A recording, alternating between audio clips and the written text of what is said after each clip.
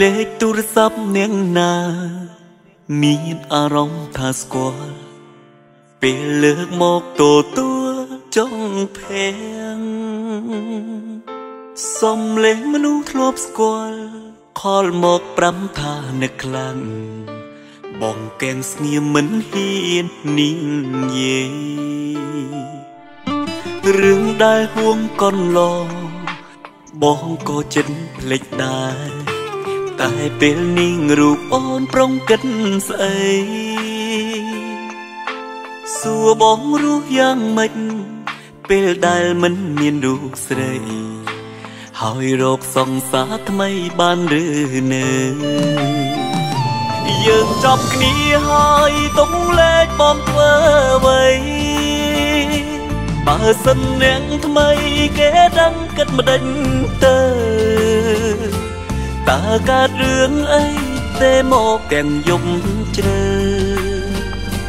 សុំលេងពើស្ដាប់ទៅបងឈឺចាប់ណាំងថ្លៃយើងចប់គ្នាហើយលំលែកបងចោលទៅបើសិនទុំនៅវានាំតែរាកៃអូនមានគេនៅក្បែរបងក៏ចិត្តភ្លេចថ្លៃផ្លូវយើងដើរទីទៅហើយ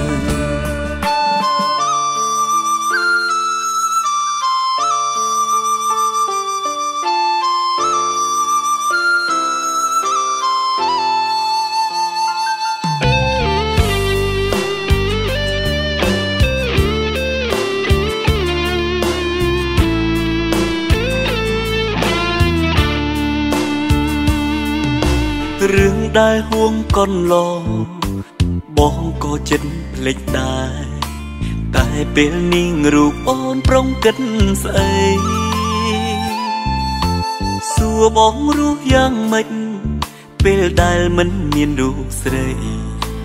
ហើយរកសង្សារថ្មីបានឬនៅយើងចប់គ្នាហើយទុំលែកបងធ្វើអ្វីបើសិននាងថ្មីគេដឹងគិតម្ដេចទៅតើកើតរឿងអីទេមកទាំងយប់ជ្រៅសុំលេងពើស្ដាប់ទៅបងឈឺចាប់ណាំងថ្លៃយើងចប់គ្នាហើយលំលែកបងចោលទៅបើសិនទុំនៅវានាំតែរាកៃអូនមានគេនៅក្បែរបងក៏ចិត្តភ្លេចថ្លៃផ្លូវយើងដើរទីទៅហើយយើងចប់គ្នាហើយទុកលែកបងធ្វើអ្វីបើសិននាងថ្មីគេដឹងគិតម្ដេចទៅតើកើតរឿងអីទេមកទាំងយប់ជ្រៅ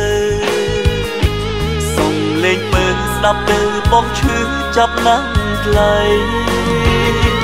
យើងចប់គ្នាហើយលុបលែកបងចោលទៅបើសិនទុកនៅវានាំតែរាកៃអូនមានគេនៅក្បែរបងក៏ចិត្តភ្លេចថ្លៃ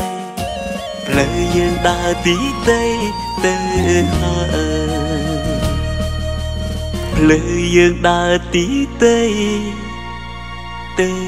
ហើយ